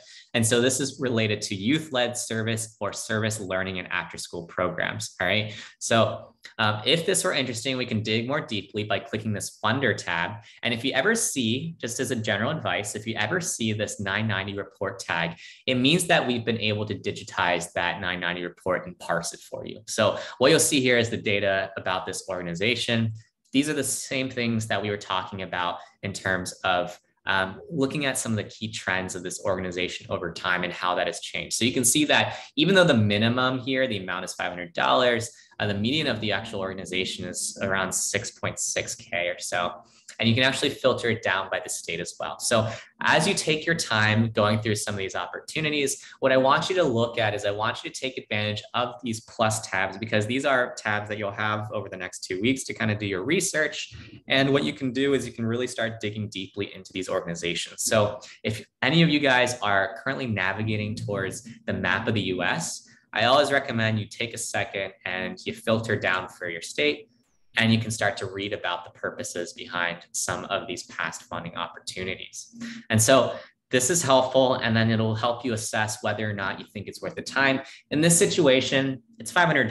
I think there's potentially better opportunities out there. So in the case where you come up with an opportunity that you don't want to continue seeing in your matches, something that I didn't share earlier that you can do is you can either hide it from this project or you can hide it from all of your projects. So this kind of goes back to what I was saying in terms of how you set up your projects, in that if you choose to have multiple projects, which a lot of our more advanced users will end up doing, or users that want to segment their work will end up doing, what that allows you to do is, even if you have another project where this match were to come up, if you were to hide it from all of your projects, you will never see this opportunity in your matches tab again. So that's really helpful when you're just trying to work down on the short list to find the best fit opportunities for you. In this case, though, I'm just going to hide it from this project because I don't think, it's the best use of our time. And you can see how it adds that to the hidden from this project section. Right. And so as I work my way through, I'm going to continue to look through this. You can see this is the Aim High grant program for the New York Life Foundation. This is supporting and bolstering the ability of after-school learning programs to help middle school students make a transition to high school. I think there's probably a case where you could talk about that alignment in terms of the work, but we can always dig into the 990 report to dig more deeply into this foundation. So you can see in this case, as we work our way through, we're looking at just overall trends and seeing that it actually went down in terms of the averages. That said, it's not going to rule it out entirely, but what you can see here is that most of these grants are under 5K, even though they do fund some that are in the higher bounds. So as I look at this, what I'm thinking through is, what is unique about the ones that are in the 25K plus range, right? Like, what can I find out about that as I dig more deeply into this?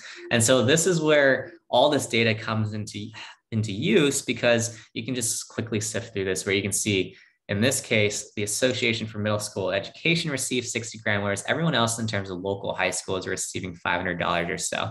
So what this tells me is that in this situation, we'd either need to be somebody that is probably having some sort of broader community impact off the bat, or otherwise they'd probably be looking at a very minor grant in terms of some of that. So we might hide this from this project. And what I want you to do is I want you to spend some time. We can carve out the next 5-10 minutes for you guys to work through some of your matches. And then what you'll do in this situation is you will see try to save some of these into your researching section, right? And so what you'll do is you'll save it when it is a good match, and then you'll save it to the researching section to your opportunities. And we'll take the next 5-10 minutes, see if you can save 2 or 3 opportunities to your matches, from your matches, and then we'll walk through the tracker and then dig through that for folks.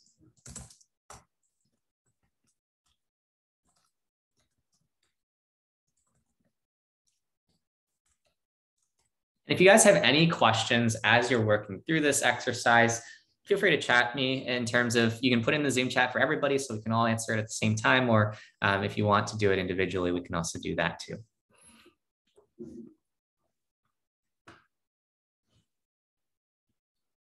So as I'm looking through this is an Akron Community Foundation. It looks like they have some focus on career college prep, college success.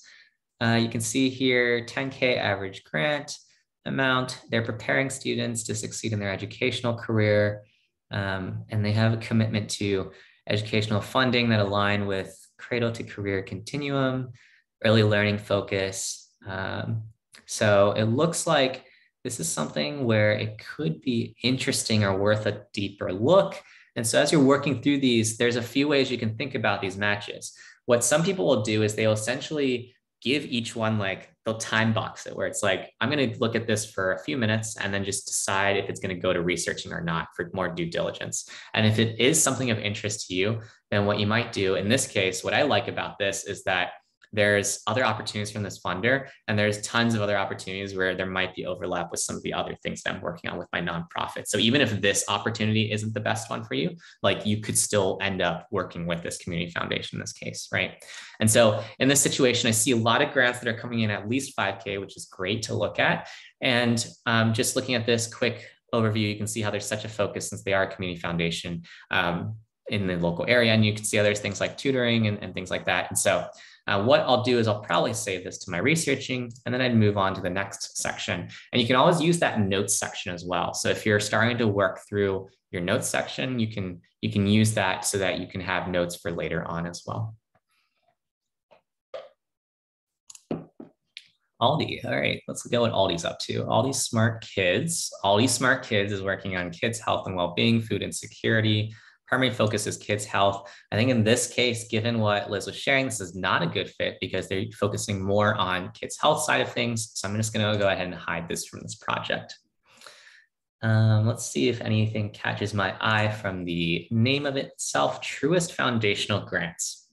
All right, so in this situation, we've got, they're inspiring better lives in the community. Let's see what they have related to education.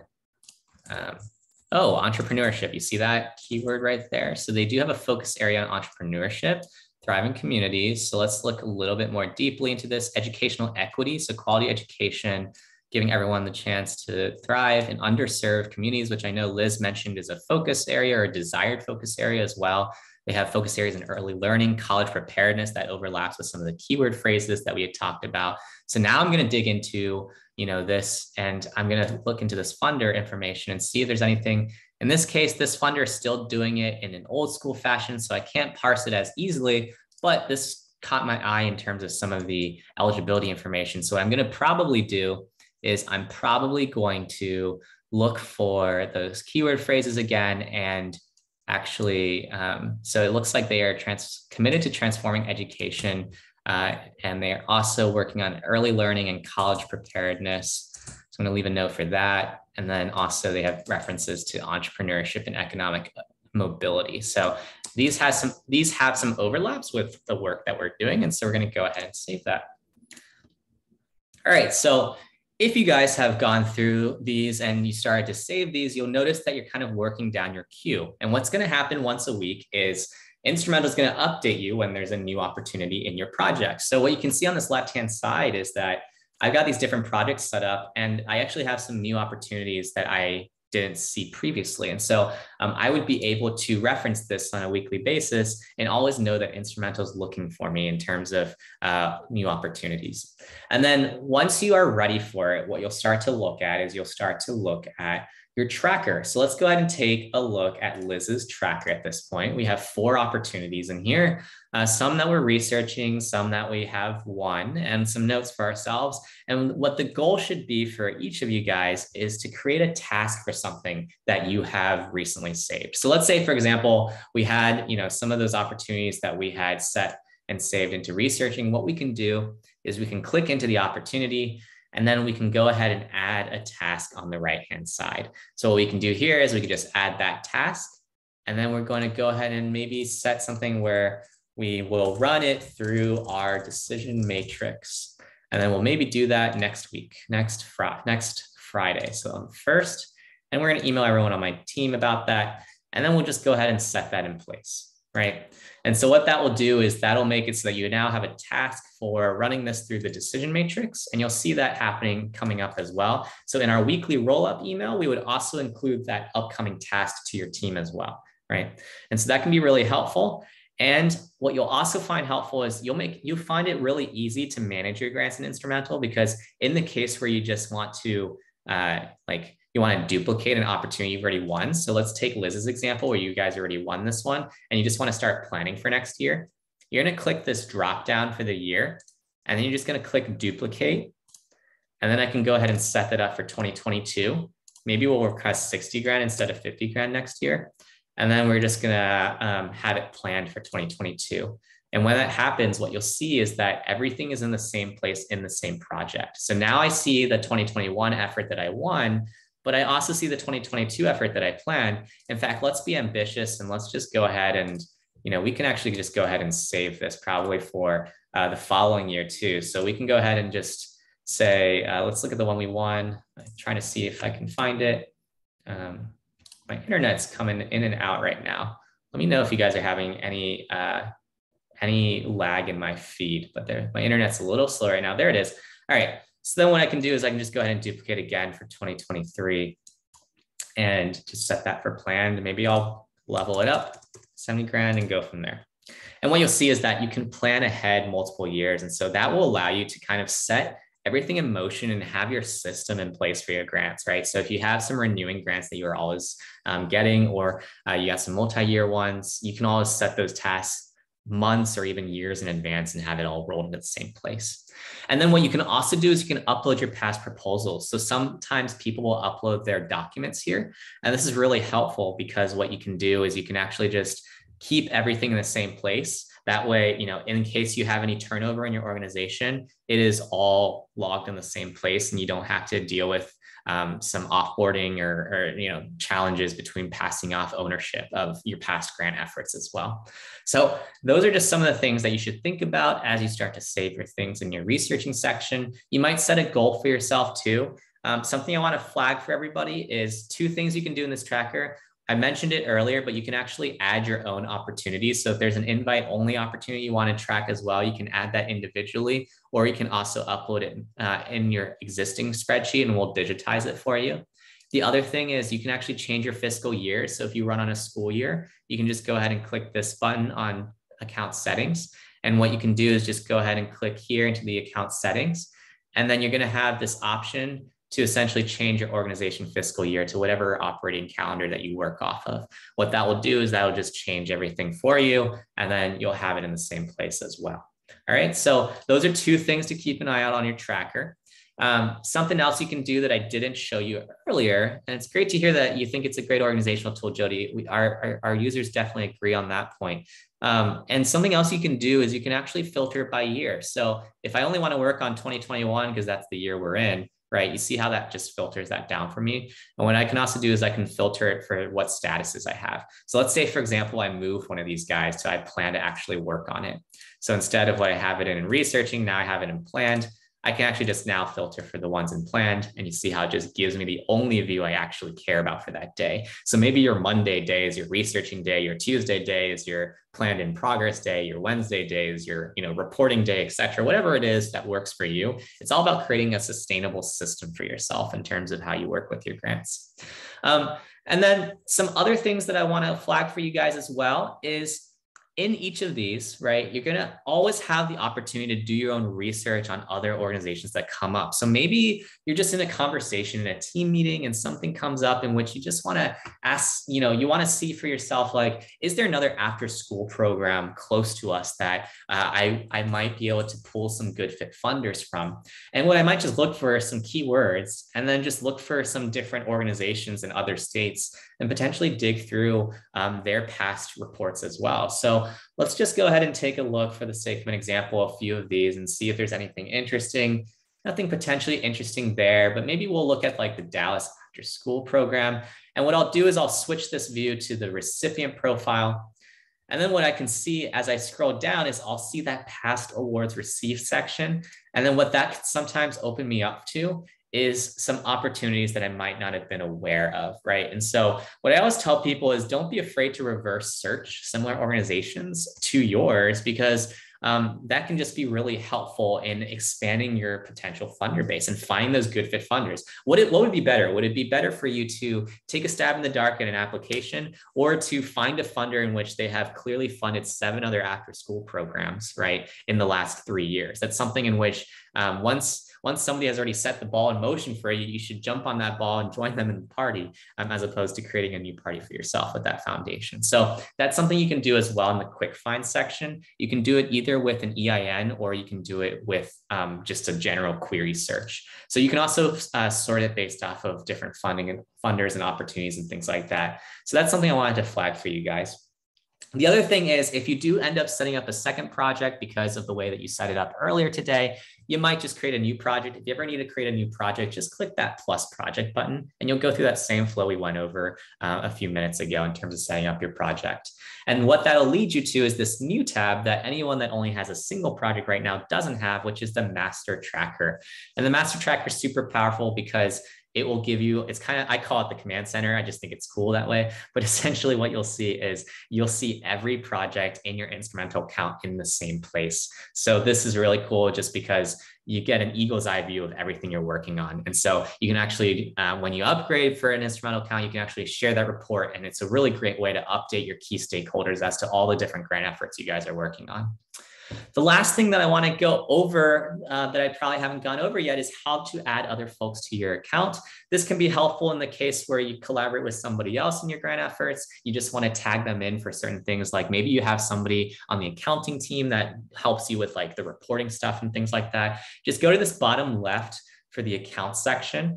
And then you can actually just click manage team. And then on this page, you're going to be able to invite different team members to your account. They're going to see the same projects you do. And that's really helpful in terms of just giving you a place where you can do all the tasks in the same place and manage everything here as well. So that pretty much covers some of the core things here. I'm going to jump back into the presentation in terms of wrapping things up here. But in case you do want to explore things on each of your accounts, you'll also see a pricing button on the left-hand side. I want to make sure I can answer any questions and that might come up there later on too. But essentially our pricing starts at $149 a month on the annual. Otherwise it's $162 a month on the monthly. If you want all those advanced insights you're looking at right now, right now we have some early bird pricing on that. So it's $249 a month on the annual, otherwise $271 a month on the monthly. And you'll have access to the plus plan features for the next 2 weeks as well. And I'll also share a code with you guys to save you guys $50 off your first month if you guys decide to join us, as well as 2 months off the annual in the case where you guys join us for the year. We'll go back into that in the presentation. I'm going to go ahead and hop back in and then we can talk about some learning takeaways from today, open up for some Q&A, and then go from there. Cool. So something else I want to mention is I will share these slides with Michelle afterwards, but in the case where you would like some dedicated time with somebody on our team to just talk about your situation and dig more deeply into the projects and you didn't feel like you had enough time to dig into things, our team is always on standby for you. So there is a link that you can use. You might also have somebody on our team reach out to you, just see if you need some extra help, but I'll leave a link to the direct link that's on the slide here in the Zoom chat in case it is interesting to you. Link to schedule time or a walkthrough, and you can just book a time there at your own convenience.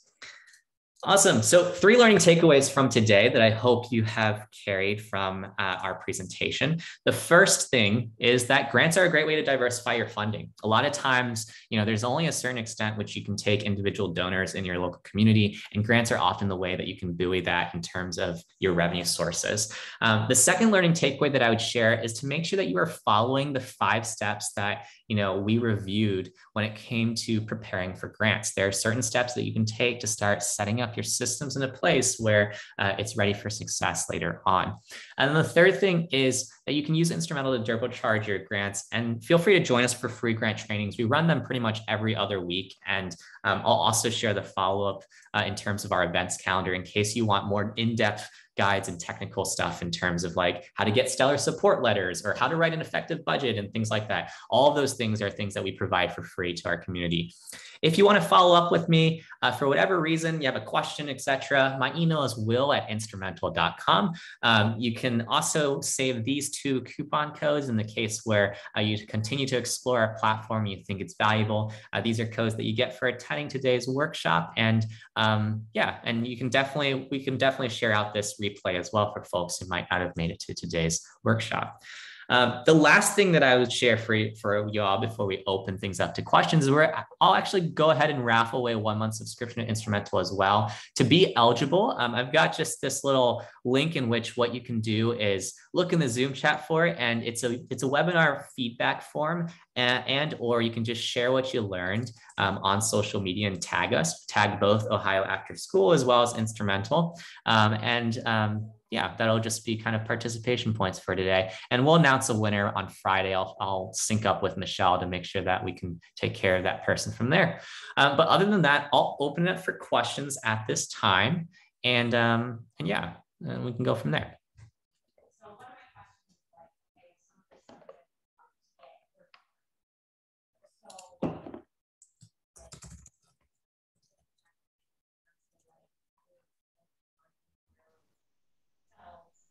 Awesome.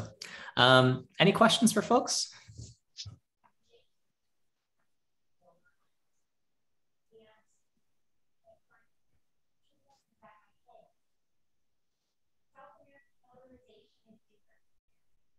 It's an awesome tool. I really enjoyed my 2-week free trial. It was pretty great. I mean, it was amazing. And you guys are good about communicating. They'll email you, say, hey, we found new matches for you, and keep you updated that way. So I don't know. I'm pretty based by the tool. I thought it was pretty great. I don't know what you guys all thought, but I love that Will walked us through it to help us set it up, and so we get familiar with it and play around with it a little bit. But it is. I was pretty impressed with. I think I found you, Will. Is it Indiana that you partnered with that was using this Indiana After School, and so yeah, pretty cool. I haven't reached out to them. I need to see how their search is going, but. Yeah, what happened actually was one of our partners that we would do workshops with partnered with them to do a similar workshop to this. And they had about 200 folks or so in that workshop. And so we figured there's other after school networks that probably aren't using this and aren't aware of it either. And so that's where this idea came from. And the other thing is, if anybody in the audience uses another tool right now, and I know there's oftentimes conversations with key stakeholders about switching and stuff like that. We actually have pages to help you in supporting that.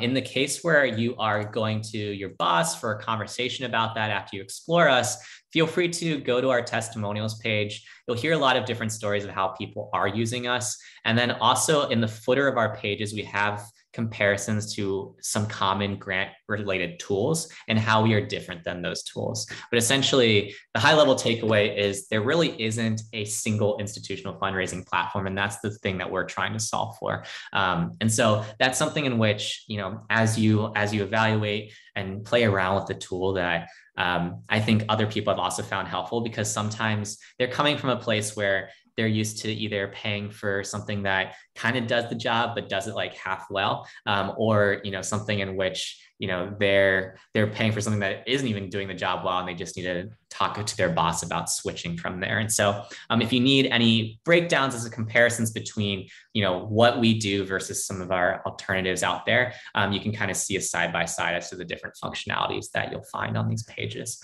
So definitely check those out in the footer section. The other thing that I'd share with everybody as well is when you guys are logged in and whatnot, you can always contact us in the chat bubble in the bottom right corner. Amelie, who's our customer success manager, also runs weekly workshops every Tuesday. And so in the case where over the next 2 weeks, you want to refresh on anything we go over, feel free to join us for those live.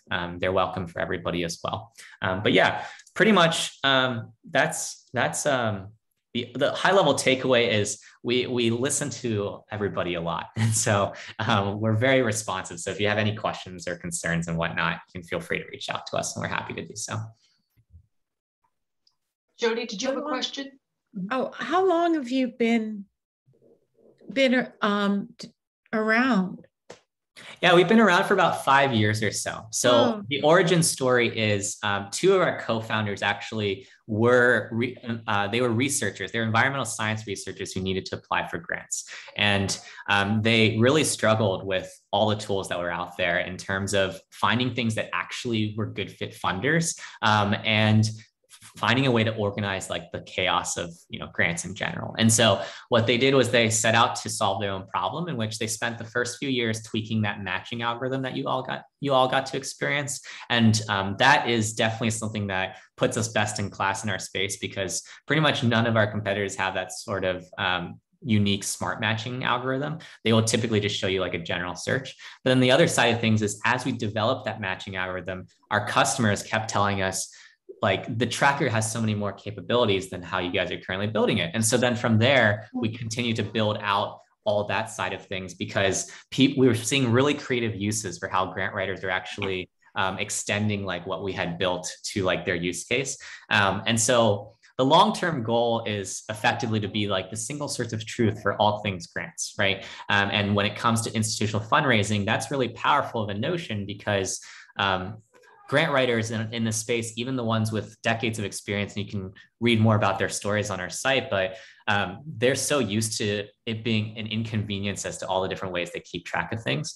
And they're like blown away by how much time they save when they're able to bring it to the same place. That speaker I told you guys about, the one who wrote, Grant Writing for Dummies, she literally said that it used to take her 50 hours a week when she was consulting for setting up searches for her clients. And it takes her about like 4 to 6 hours with Instrumentl. And so literally like she raves about us just because of that, because, when you're a consultant as well, your business is largely selling your time ultimately for your services. And so those sorts of time savings are huge for our folks as well. And so what I also tell people is when you're going to that conversation with whoever the powers may be that, might be for the budget approval, is I just tell them to ask their boss like what the value of another 12 hours of time for each person that's using Instrumentl is, because that is already like the first way that people get their ROI.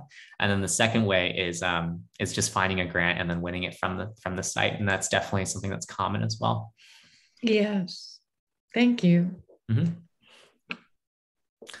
Awesome. Well, if there are no other questions, I think we're good to wrap up a little bit early and give people back a little bit of time, continue exploring the site. And if you guys have any questions or concerns, feel free to reach out to Michelle. I'll also be following up with all the resources for today in terms of the slides, the recording and whatnot. Feel free to reach out. And I'm so glad that you all were able to take part in today's training. I am too. Yeah. Thank you. Thanks, Will. Awesome. Cool, guys. Well, I'll catch you guys later then, and I'll see you guys online. All right. Okay. Sounds good. Thanks, Will. Bye-bye. Thank you.